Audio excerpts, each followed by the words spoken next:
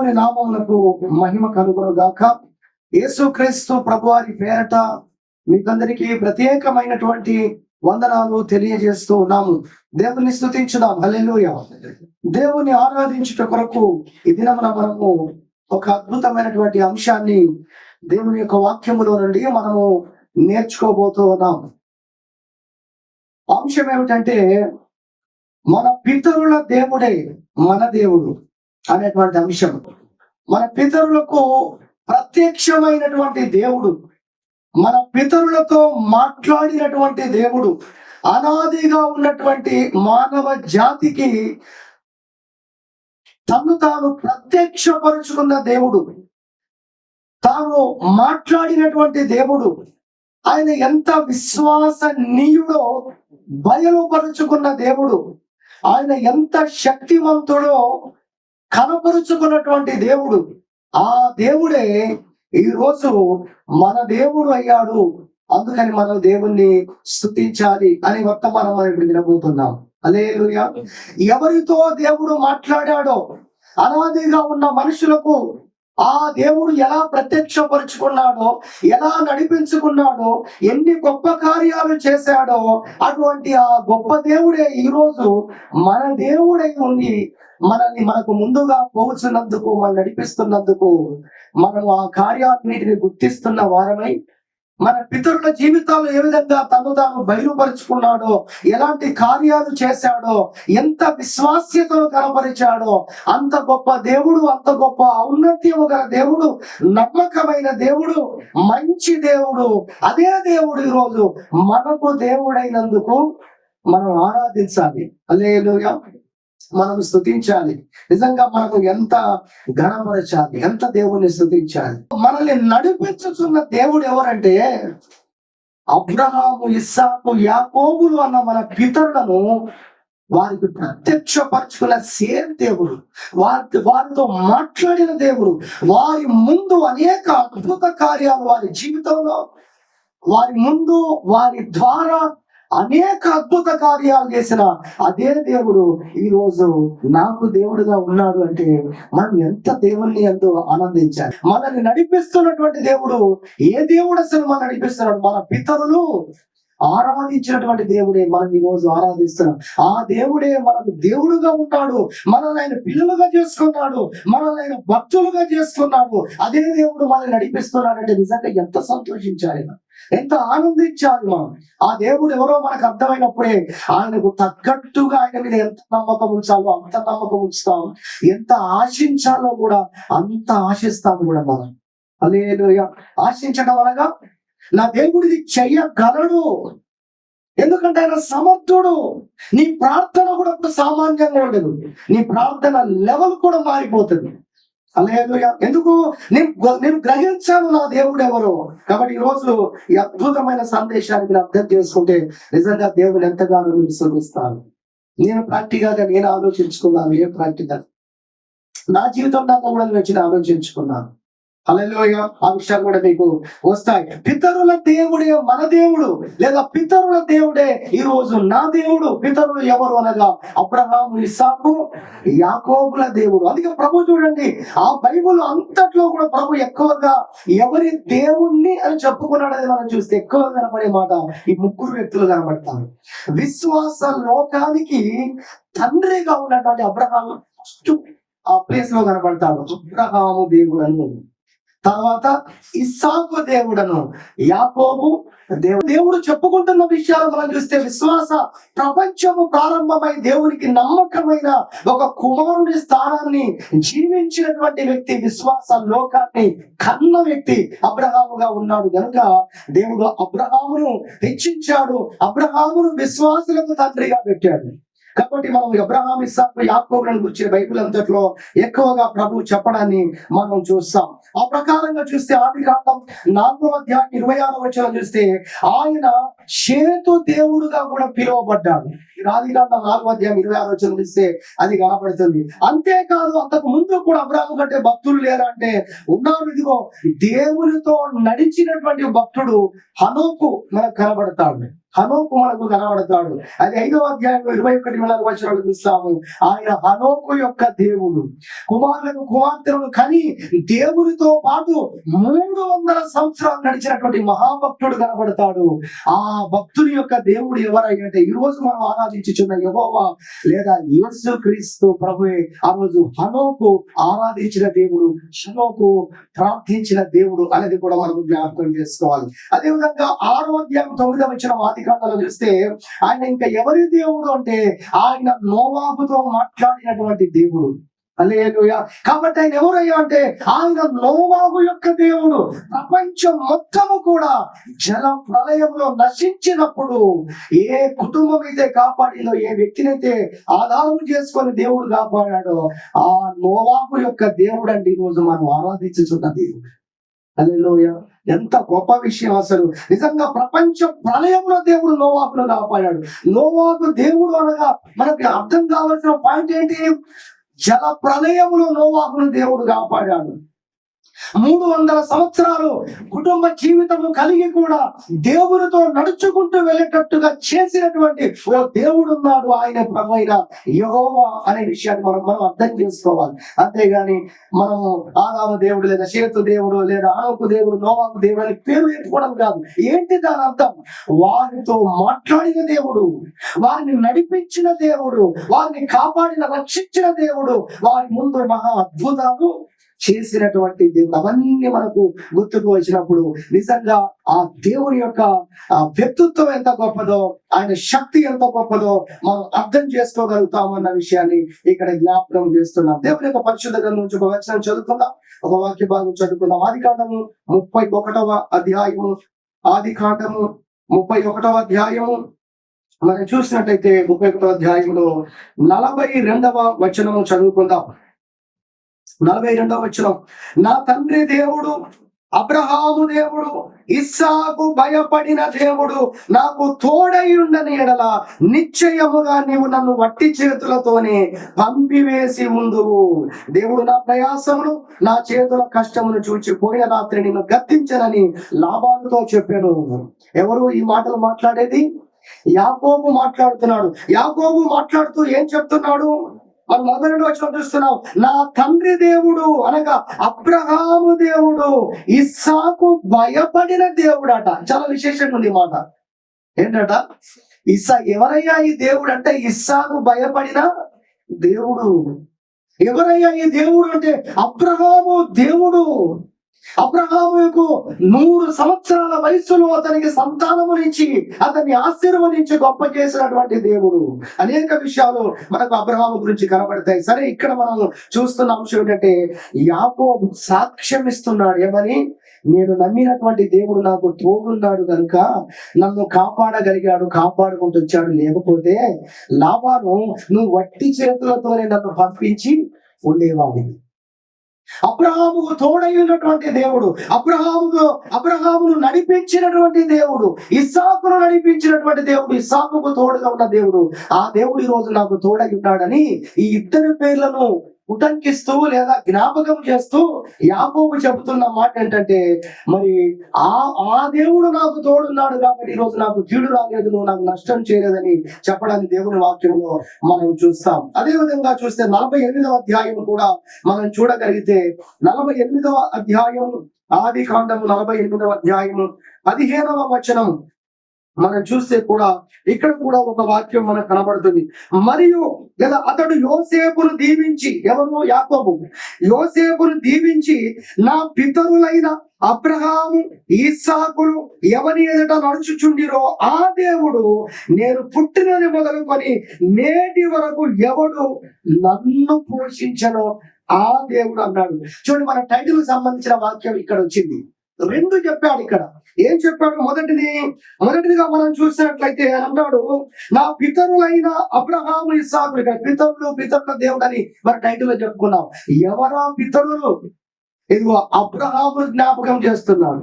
అంటే విశ్వాస సంబంధమైన వ్యక్తులను, యెహోవాను ఆరాధించిన వ్యక్తులను జ్ఞాపకం చేస్తూ పితరులు అనగా మాట్లాడుతున్నాడు. ఇక్కడ నా పితరులైన అబ్రహాం ఇస్సాకులు ఎవరి ఎదుట నడుచుచుండిరో ఆ దేవుడు అని చాలా క్లియర్ గా అడ్రస్ చెప్పడానికి మనం చూస్తున్నాం.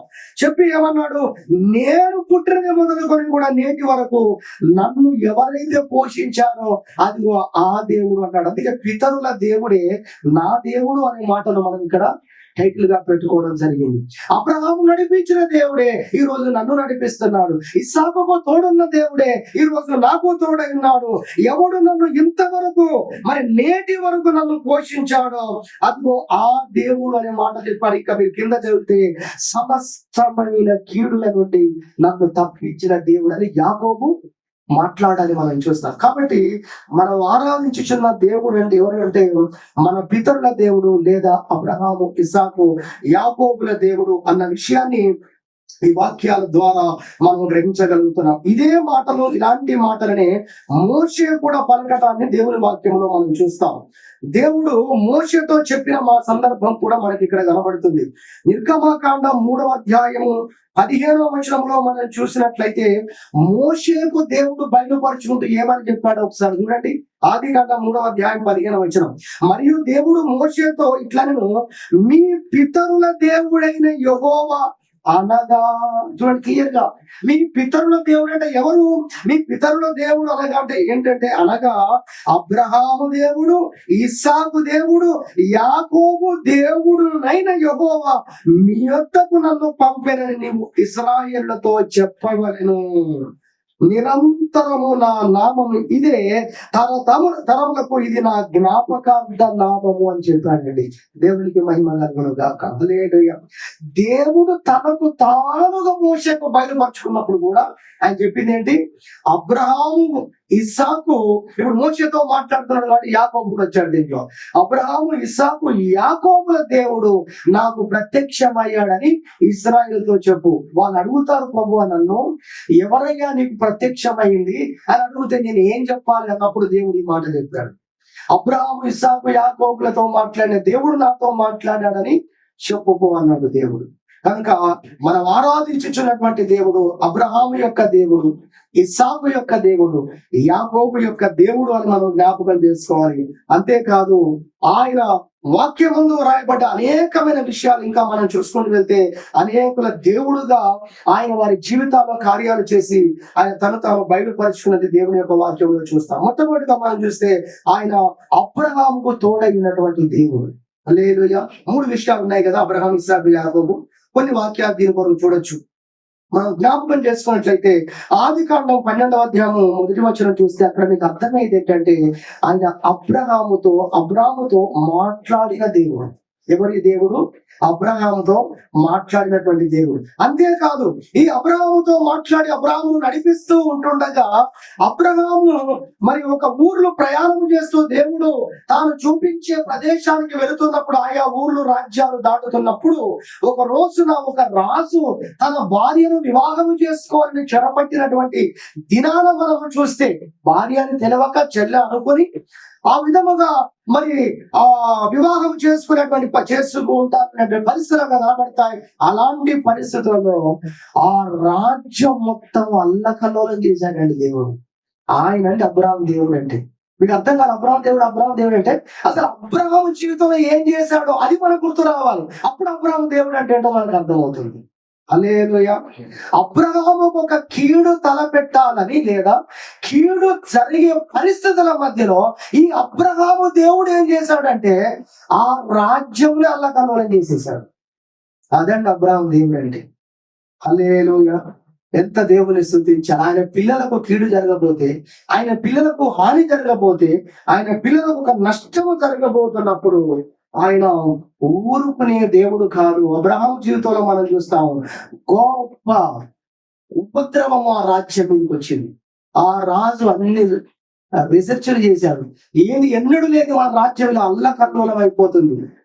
ఎన్నడూ లేని విపత్తులు ఏంటి అసలు అని ఆయన ఆలోచన చేసి ఆయన రీసెర్చ్ చేసినప్పుడు అర్థమైంది ఏంటంటే ఇది ఒక వ్యక్తి యొక్క భార్యను చెల్లి అనుకొని మీరు వివాహం చేసుకోవడానికి తెచ్చాడు.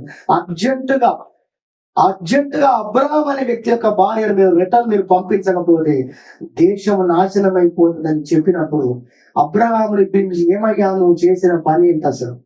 నువ్వు ఇలా చెప్పినందుకు మేము తెచ్చుకున్నాం, ఇలా చేశాం కదా, మా దేశము నాశనం అయ్యే పని చేశాం కదా. అబ్రహాం కూడా ఒక ఇంత గద్దిస్తాడు, ఆయన ప్రశ్నిస్తాడు, విమర్శిస్తాడు. సరే ఏది ఏమైనా ఆ పరిస్థితుల మధ్యలో ఎప్పుడైతే శారమ్మను పంపిస్తారో అన్ని కూడా సద్దుమరుగుతాయి. ఆ రోజు చూశాడు అబ్రహాం, అనుకున్నాడు, దేవా నాకు కీడు జరగబోతే నువ్వు ఇంత స్పందిస్తావా? అబ్రహాము చూచిన దేవుడు అండి ఆయన. హల్లెలూయా. అబ్రహాము ఎవరి ద్వారా మేలులు పొందాడో, ఎవరి ద్వారా ఆశీర్వదింపబడ్డాడో, ఎవరి ద్వారా కాపుదల పొందాడో అదే సేమ్ దేవుడు ఈరోజు మనం ఆరాధించుచున్నాం. దేవుని మహిమ కలుగుగా. ఆయన నిన్న నేడు రేపు ఏకరీతిగా ఉన్నటువంటి దేవుడు అని కూడా వాక్యం చెప్పడాన్ని దేవుని యొక్క పరిశుద్ధ గ్రంథంలో మనం చూడగలం. అబ్రహాముని పిలిచి ఏం చేశాడు? నీ పట్టణం నుండి, నీ దేశం నుండి బయలుదేరి నేను చూపించే దేశానికి రావాలని చెప్పి ఒంటరిగా అబ్రహాముని నడిపించాడు దేవుడు. అబ్రహాం ఏమయ్యాడు అని మనం బైబిల్లో చూస్తే, అబ్రహాం పోయేటప్పుడు అబ్రహాంతో దేవుడు మాట్లాడాడట, సృష్టికర్త దేవుడు మాట్లాడాడట అని తెలుసుకున్న వాళ్ళ యొక్క తమ్ముడు, కజిన్, ఆయన కూడా లోతు బయలుదేరుతాడు అబ్రహాంతో. మరి ఏమైంది అబ్రహాం జీవితంలో అని మనం చూసినట్లయితే దేవుని వాక్యంలో 13వ అధ్యాయం 6వ వచనం చెప్తుంది. 12 ఇప్పుడు మనం విన్నాము. 13లోకి వెళ్తే ఒక అధ్యాయానికి వెళ్ళేసరికి అబ్రహాము అతనితో వచ్చినటువంటి ఈ లోతు ఇద్దరు కలిసి జీవించలేనంత ఆస్తిపరులుగా మారిపోయారంట. హల్లెలూయా. ఒక సామాన్యంగా ఒంటరి జనముగా బయలుదేరిన, ఒక్క కుటుంబముగా బయలుదేరిన అబ్రహాము భూమి వారిని భరించలేకపోయినంత ఆశీర్వాదముతో నింపబడ్డాడండి. 13వ అధ్యాయానికి విషయం వారిద్దరూ కలిసి జీవించలేకపోయారు. ఎందుకంటే వారి ఆస్తి అంత విస్తరించిందని బైబిల్లో ఉంది. అదిగో ఆ దేవుడు ఈ రోజు మనకు దేవుడిగా ఉన్నాడు.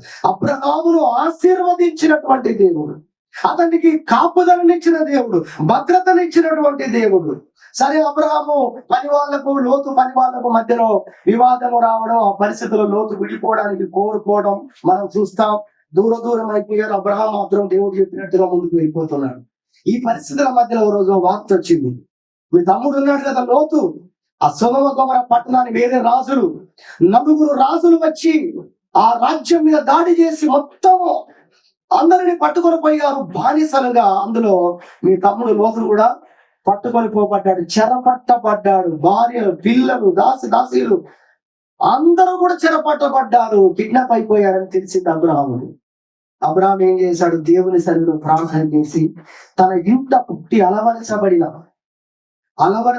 ఇది ఒక గొప్ప సబ్జెక్టు. దేవుడు రోజు మాట్లాడాడు. ఇంట పుట్టి అలవరచబడిన వారు 318 మందిని పట్టుకొని పోయి 4 రాజ్యాలను జయించి వచ్చాడండి అబ్రహాం. అబ్రహాం చూస్తే ఏమన్నా కానీ కనబడితే అసలు మనకు హల్లెలూయా.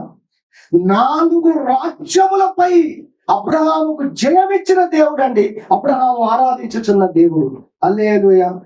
రాజులు చెప్పాలంటే పిక్చర్లు అయిపోయారు. అసలు 5 రాజులు 4 రాజులతో గెలవలేకపోయారు. అలాంటిది మన దేశము గుండా పోయిన ఒక ఫ్యామిలీ, దేశ సంచారం చేస్తూనే వెళుతున్న జనులుగా ఉన్న ఒక అబ్రహాము వెళ్ళి ఆఫ్టర్ 318 మంది ఆ ఇంటి వాళ్ళే, వారి సైన్యం కాదు, 318 మంది పట్టుకొని పోయి ఆ 4 రాజులను దాని వచ్చాడా. ఆస్తిలో ఒక చిల్లి దెబ్బ కూడా పోకుండా మొత్తం పట్టుకొచ్చాడు, సంచులు నింపుకొచ్చాడు, ఒంటెలు ఆడిని గాడిదలు నింపుకొని వచ్చాడు. 4 రాజులకు నోట మాట రాలేదు. దేవునికి మహిమ కలుగుదాక. ఇదంతా ఎలా జరిగిందంటారు? ఆయన నమ్ముకున్న దేవుడు. అందుకే అబ్రహాం దేవుడు అంటే ఎవరో మనకు అర్థం కావాలి. హల్లెలూయా. అర్థమవుతుంది ఎవరికన్నా? దేవుని స్తోత్రం. అర్థమవుతుందంట. హల్లెలూయా.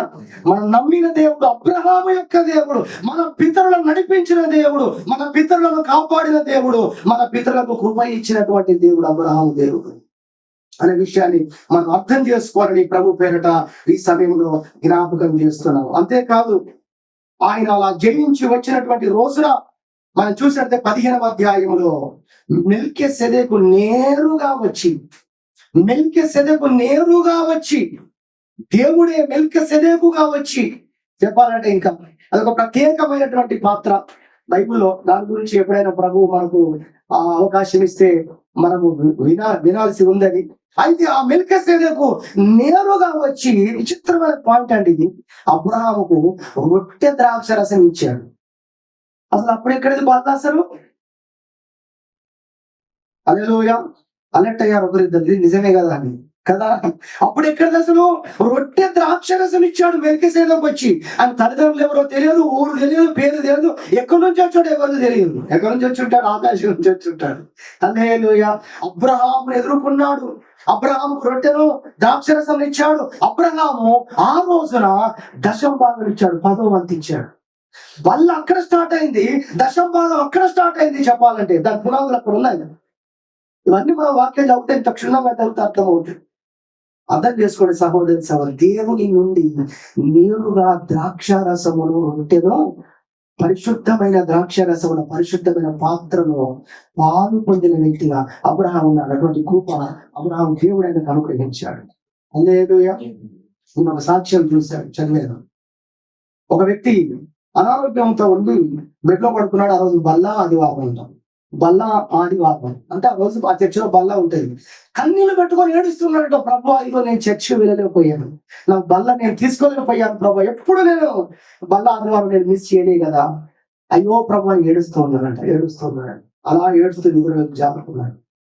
జరిగినట్టు తెలుసా, కళ్ళు యేసు ప్రభువు రొట్టెను ద్రాక్ష రసమును పట్టుకొని వచ్చి ఆయనకు బలిచ్చాడంట. స్తోత్రం చెప్పుదాము. హల్లెలూయా. ఇవన్నీ అయినప్పుడు సాధ్యమే. నమ్ముట నీ వలనైతే నమ్మేవాడికి సాధ్యం లేకపోతే ఎన్నో పొందుకుంటాం మనం. నేరుగా దేవుణ్ణి కలుసుకున్న వ్యక్తి అండి, దేవుని స్వరాన్ని విన్న వ్యక్తిగా అబ్రహాము కనబడుతున్నాడు. దేవుడు అతన్ని నడిపించాడు, దేవుడు అతన్ని కాపాడాడు, దేవుడు అతను ఒంటరి జనముగా ఉన్న అబ్రహామును విస్తారమైన ఆస్తి గల వ్యక్తిగా చేసి భూమి భరించలేనంత ఆస్తి గలవాడిగా అతన్ని మార్చింది. అది ప్రభు అయిన యెహోవా. అబ్రహాము ఆరాధించిన ఆ యెహోవా దేవుడు, ఆ యేసుక్రీస్తే ఈరోజు మన దేవుడుగా ఉన్నాడు అని మనం ఎంత సంతోషించాలి, ఎంత దేవుని మనం స్తుతించాలి. ఒక అబ్రహాం గురించి చెప్పడానికి నేను కొంచెం రాసుకునే 15 విషయాలు ఉన్నాయి. ఇది చెప్తే అబ్రహాం ఒక్కడికే సరిపోతుంది. ఇస్సాకు, యాకోబు అక్కడ వెళ్ళిపోతాయి. ఇంతవరకు అబ్రహాం గురించి మనకి ఇలా చెప్పుకుంటూ పోతే చాలా విషయాలు, అతన్ని అనేక పరిస్థితుల్లో దేవుడు అతన్ని కాపాడినటువంటి విషయాలు ఎన్నో. అతని కొరకు అబీమెలెకు రాజుతో మరో సందర్భంలో వెళ్ళి అతనితో నేరుగా మాట్లాడినటువంటి సందర్భం కూడా మనం చూస్తాము. నువ్వు తీసుకొని వచ్చిన శారమ్మ నా దాసుని యొక్క భార్య అని చెప్పి నువ్వు ఆమెను మరలా పంపించాలని చెప్పి అబీమెలెకుతో కూడా మాట్లాడినటువంటి దేవుడు ప్రత్యక్షమయ్యాడు అబ్రహాము కోసం. అబీమెలెకు అని కూడా మనం ఆ కోణంలో కూడా దాన్ని తీసుకోవచ్చు అనే విషయాన్ని కూడా దేవుని యొక్క పరిశుద్ధ గ్రంథం ద్వారా జ్ఞాపకం చేయడానికి ఇష్టపడుతున్నాం. అదేవిధంగా లోతు ఇబ్బందిలో ఉన్నప్పుడు సొదొమ పట్టణాల మీద అగ్ని కురిసే పరిస్థితులలో అబ్రహాము వేడుకున్న దేవుడు అండి. హల్లెలూయా. అబ్రహాము చేసిన ప్రార్థన విని ఆ రోజు లోతు కుటుంబాన్ని తప్పించిన దేవుడు ఈ దేవుడు. అదే దేవుడు ఈరోజు మనకు దేవుడుగా ఉన్నాడు అన్న విషయాన్ని కూడా మనం జ్ఞాపకం చేసుకొని మనం ఎంతగానో ప్రభుని స్తుతించాలి. అబ్రహాము దేవుడుగా ఉన్న నీవు మాకు దేవుడమైనందుకు స్తోత్రాలు ప్రభు నాకు అనిపించింది. ఇప్పుడు ఇస్సాకు చెబితే అబ్రహాము దేవుడు అన్నాడు, యాకోబు చెబితే ఏమన్నాడు, అబ్రహాము ఇస్సాకు దేవుడు అని ఇద్దరిని కలిపి అన్నాడు. ఇస్సాకు ఏమో నా తండ్రి అబ్రహాము దేవుడు అన్నాడు, యాకోబు ఏమో మా తండ్రి దేవుడు ఇస్సాకు దేవుడు అన్నాడు, మా తాత దేవుడు అన్నాడు. ఇస్సాకు దేవుడు అబ్రహాము దేవుడు అన్నాడు. మరి అబ్రహాము ఏమన్నాడు ప్రభు అని అనుంటాడు ప్రభు అని అనుకున్నాను మనసులో.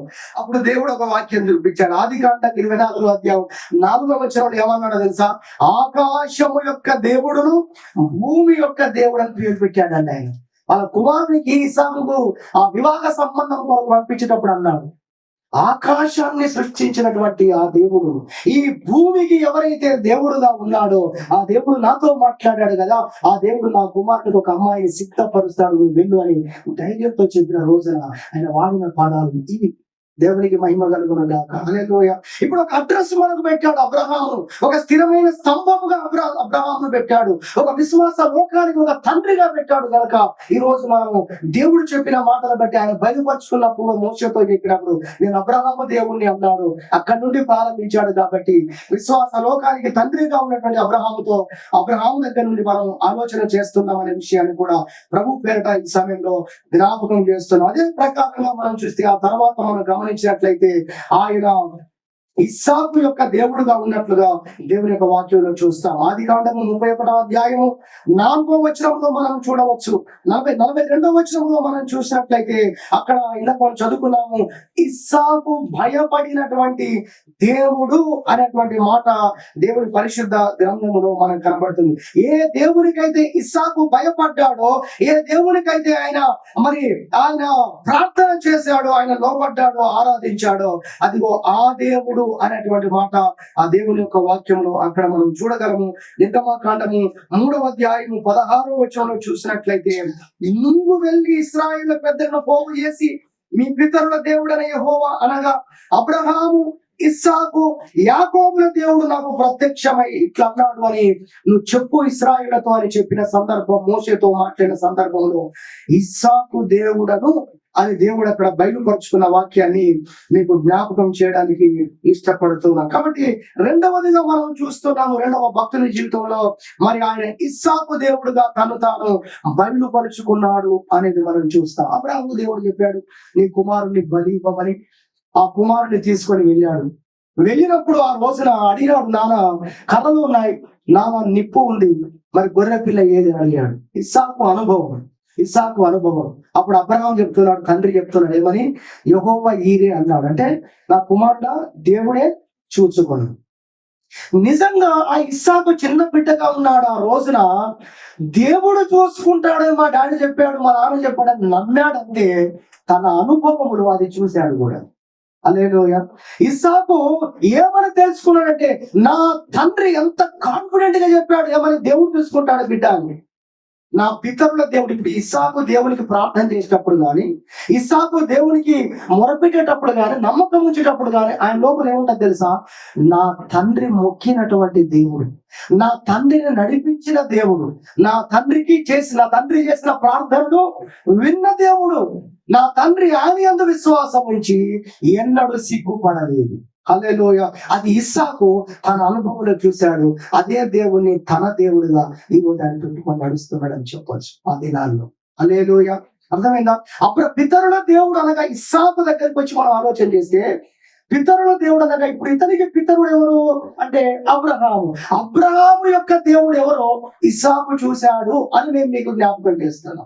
ఆయన ఏమీ లేని పరిస్థితుల మధ్యలో, గొర్రె పిల్ల లేని పరిస్థితుల మధ్యలో దేవుడు చూసుకుంటాడు అని దేవుని ఎరిగిన అబ్రహాం చెప్పాడు.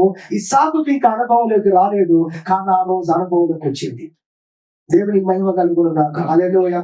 నా పితరుల దేవుడు ఎంత గొప్పవాడంటే ఆయన లేనిది ఉన్నట్టుగా చేస్తాడని ఇప్పుడు ఇస్సాకు చెప్పలేదు. ఇస్సాకు అలాంటి అనుభవాన్ని పొందుకున్నాడు. ఇప్పుడు ఇస్సాకు పొందుకున్న అనుభవాలను మళ్ళీ ఎవరు ఇప్పుడు జ్ఞాపకం చేసుకుంటారు? యాకోబు జ్ఞాపకం చేసుకుంటాడు. నా తండ్రి, నా తాతయ్య అయిన అబ్రహాము నడిపించిన దేవుడు, నా తండ్రి అయిన యాకోబు నడిపించిన, ఇస్సాకు నడిపించిన దేవుడు నన్ను కూడా నడిపిస్తాడని ఈరోజు యాకోబు చెప్పగలుగుతున్నాడు. దేవునికి మహిమ కలుగుతున్నారు. హల్లెలూయా. ఇక ఆ రకంగా చూస్తే ఇస్సాకు ఆ విధంగా కొనసాగుతున్నటువంటి ఇస్సాకు ఆ విధంగా ముందుకెళ్ళినప్పుడు చివరికి ఆ గొర్రెపిల్ల నువ్వే అన్నప్పుడు ఆశ్చర్యపోయి ఉంటాడు. గొర్రెపిల్ల దేవుడు చూసుకుంటాడని చెప్పాడు డాడీ. నేను గొర్రెపిల్ల ఎవరైనా పట్టుకొస్తున్నానేమో అనుకున్నాను. ఇప్పుడు ఆ గొర్రెపిల్ల నువ్వేనని చెప్పి నన్ను నా తండ్రి ఆ యొక్క దాని మీద పడుకోబెడుతున్నాడు, బలిపీఠం మీద అనుకోని ఉంటాడు. కానీ అతడు భయభక్తుల్లో నేర్పాడు కనుక ఒక బర్త్డే రోజు ఒక దైవజనుడికి వాక్యం చెప్తూ చాలా బాగా అనిపించింది, చాలా నా హృదయాన్ని టచ్ చేసింది. ఆ మాట రెండు చెప్పాడు ఆయన, ఒక దైవజనుడు, దేవుని సేవకుడు. ఏమన్నాడంటే, ఈ అబ్రహాము ఎంత గొప్ప వ్యక్తి, అబ్రహాము యొక్క కుమారుడు ఎంత గొప్ప వ్యక్తి ఇస్సాకు అంటే, లేదా తండ్రి ఎంత గొప్పవాడు, కొడుకు ఎంత గొప్పవాడు, ఒకరికొకరు పోటీగా ఉన్నారు దేవునికి గీత చూపించే విషయంలో. ఎంత గొప్పవాడంటే, ఆ గొర్రె పిల్లలు నీవే బిడ్డ అంటే వెళ్ళి మౌనంగా దాని మీద పడుకున్నాడు అంటే స్పష్టం కదా. అసలు తండ్రి కూడా అసలు అనుమానమే లేదు. హల్లెలూయా. నిజంగా నాకు కూడా కనిపిస్తుంది, వాళ్ళ భార్య మీద అనుమానం ఉందేమో కానీ ఇస్సాకు మీద అనుమానం లేదు. అందుకే భార్య చెప్పుకుంటూ వచ్చాడని చాలా మంది చెప్తూ ఉంటారు. కానీ కొడుకు మీద అనుమానం లేదు. మన కొడుకు మానవం చేస్తే ఇప్పుడు మన గొర్రె పిల్ల ఎట్లా, లేకపోతే ఏ విధంగా మరి దేవుని చిత్తం నెరవేరుస్తానా, నేను నెరవేర్చనా, ఆ డౌటే బహుశా అబ్రహాముకు లేదు. అలా పెంచుంటాడు, అలా పెరిగి ఉంటాడు ఇస్సాకు. దేవునికి మహిమ కలుగుగాక. ఇంకో మాట చెప్పారు ఆ దైవసేవుడు ఆ రోజున. హన్నా ఆ బిడ్డను మందిరానికి తీసుకొని వచ్చినప్పుడు అంట బిడ్డ నువ్వు ఇక్కడ ఉండాలని చెప్పి ఆ దైవజనులు పరిచయం చేసిన రోజున, నువ్వు ఆలయంలో ఉండిపోవాలి ఇప్పటి నుంచి అని చెప్పిన రోజున, వాడు అక్కడనే మోకరించి దేవునికి మొక్కెను అని బైబిల్లో రాసింది. హల్లెలూయా. ఎంత గొప్ప పెంపకం, ఎంత గొప్ప విధేయత. ఒకవేళ సబ్జెక్ట్ నేర్చుకుంటే అటు తండ్రి వైపు ఇటు కుమారుడు వైపు మనం చెప్పగలిగినటువంటి మాట. ఆ విధంగా మనం చూసినట్టయితే కుమారుడిని సరే వెళ్ళి పడుకున్నాడు లేదా పడుకోబెట్టాడు. ఇలాంటి పరిస్థితుల మధ్యలో ఇస్సాకు బహుశా దేవుడిని అన్నీ అడుగుంటాడు. మా నాన్న అది నాకు నేను చెప్తే అనుకున్నాడేమో ఏదో. మొత్తానికి ఇప్పుడైతే నాకు అర్థమైంది ఏంటంటే నన్నే కోరుకున్నాడు దేవుడు అని ఇస్సాకు అర్థమైంది. 100% అర్థమైంది అప్పుడు. అయితే అంగీకరించాడు, అప్పగించుకున్నాడు, బలిపీఠ కోరుకున్నాడు, కన్ను పోసుకున్నాడు. జరిగిన విషయం ఏంటంటే ఆ తర్వాత అబ్రహాముతో దేవుడు మాట్లాడాడు. హల్లెలూయా.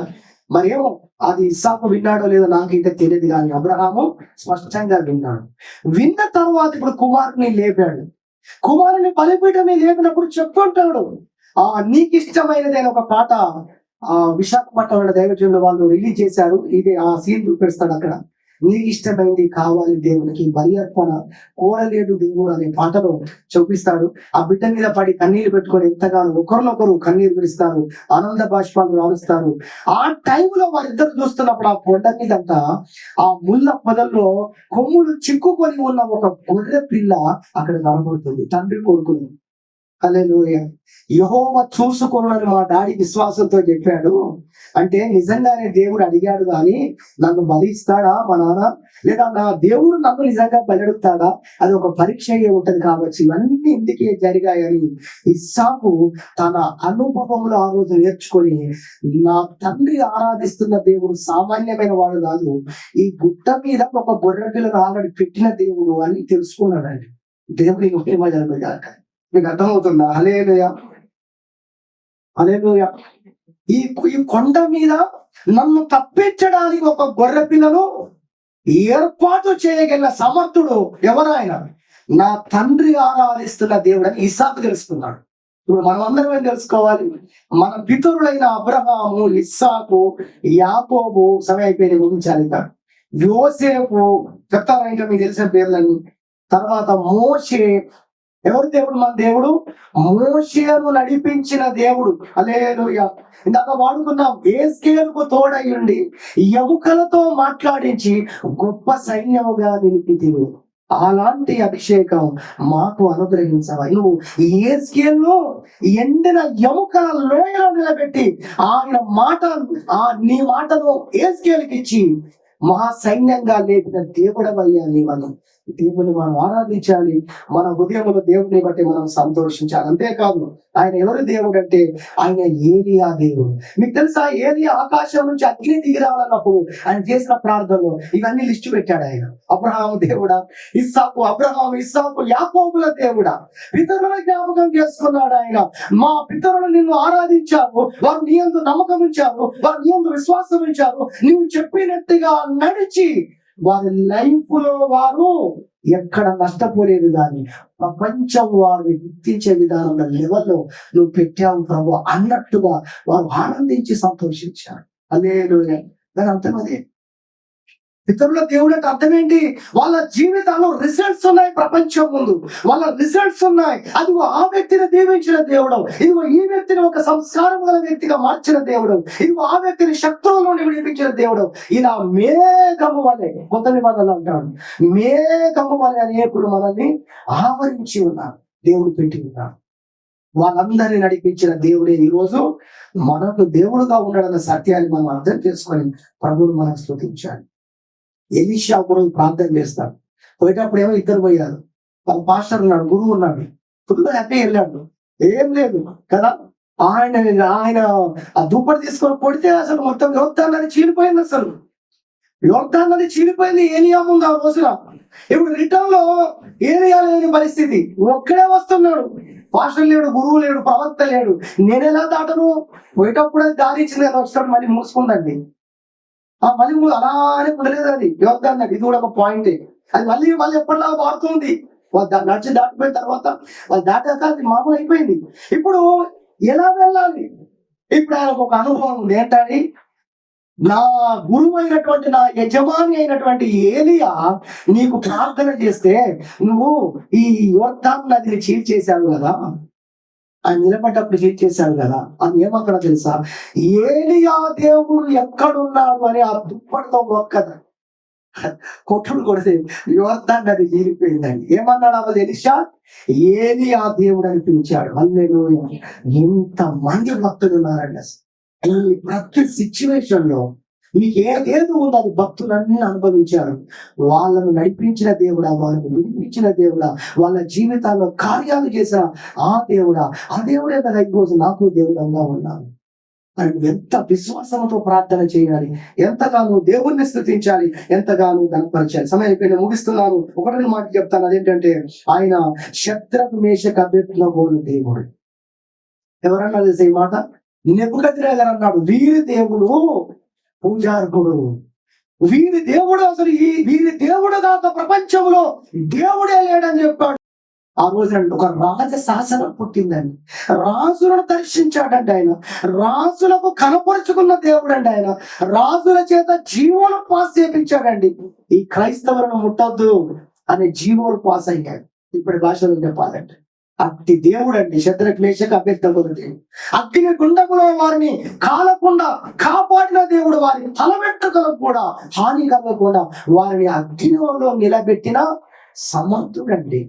ఇప్పుడు ఆ దేవుడే ఎవరి దేవుడు అయ్యాడు? మా దేవుడు అయ్యాడు. ఎంత స్తుతించాలి, ఎంత సంతోషించాలి. దానియేలు దేవుడు ఆయన.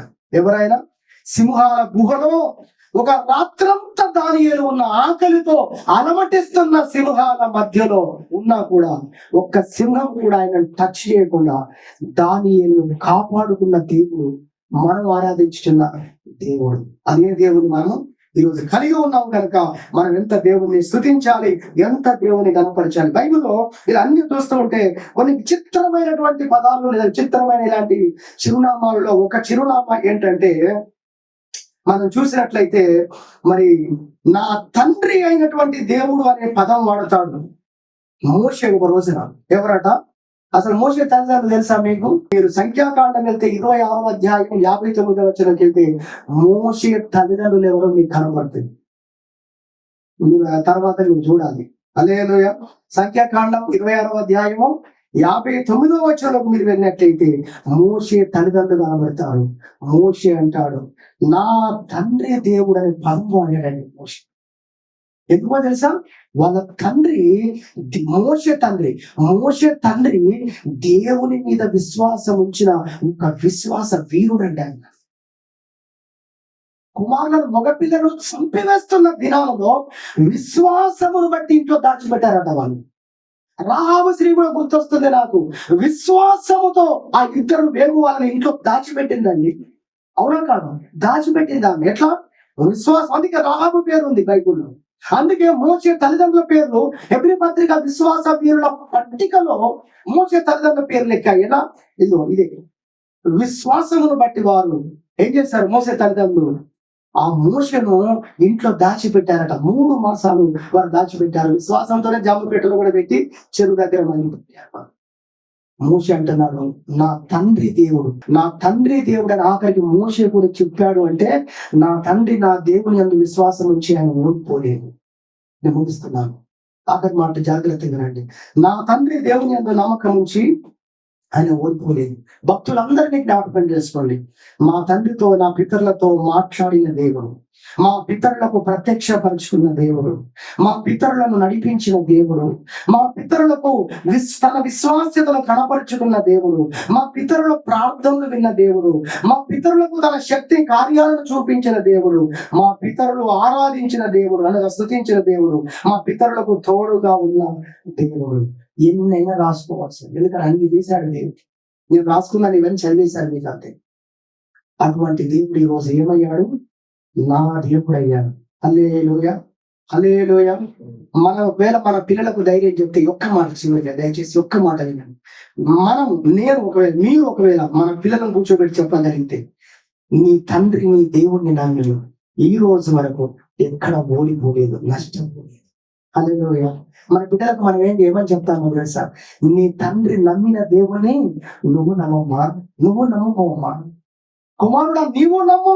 నీ తండ్రి నీ కళ్ళ ఎదుటన్నాడు కదా ఇన్ని సంవత్సరాలుగా. చెప్తున్నాడు ఆయన. యాకోబు చెప్తున్నాడు ఆ రోజున, ఇదిగో నన్ను ఏ దేవుడు కాపాడాడో, ఏ దేవుడు పోషించాడో. యాకోబు యోసేపుతో చెప్పిన సందర్భం మీకు వాక్య రెఫరెన్స్ కూడా ఇచ్చాను నేను. ఏ దేవుడైతే అబ్రహాం ఇస్సాకులను నడిపించాడో ఆ దేవుడు ఈ నేటి వరకు నన్ను కాపాడిన ఆ దేవుడు యోసేపు నిన్ను కూడా కాపాడుతాడు, నువ్వు గొప్పవాడు చేస్తాడు, నిన్ను ఆశీర్వదిస్తాడని చెప్పినట్లుగా ఈరోజు మన పిల్లలకు మనం చెప్పినప్పుడు కూడా, అమ్మా ఇదిగో కుమారుడా, నీ కళ్ళ ముందు నేను ఉన్నాను. నన్ను అప్పు సమస్య నుండి విడిపించిన దేవుడు, అనారోగ్యం నుంచి విడిపించిన దేవుడు, నేను ఆయన నమ్మి ఏమయ్యాను, నీ కళ్ళ ముందే బాగుపడ్డాను, నిన్ను కన్నాను మీద స్తోత్రం చెబుదాం. హల్లెలూయా. ఇంతగా నన్ను దీవించిన భక్తులందరూ ఇదే చెప్తున్నారండి. విశ్వాస లోకమంతా చెబుతుంది ఏమని, మేము ఆయన నమ్మాము, మా దేవుడు ఇంత గొప్ప చేశాడు. వాక్యం చెప్తుంది, అదిగో నీ పితరులు దేవుడిని నమ్మి ఆశీర్వదించబడ్డారు, దీవించబడ్డారు. ఆ పితరుల దేవుడు ఈ రోజు నీకు దేవుడుగా ఉన్నాడు. సంతోషించు, ఆనందించు, దేవుడిని స్తుతించు అని వాక్యం అంతా మాట్లాడుతుంది. దేవుడి వాక్యం దీవించును గాక.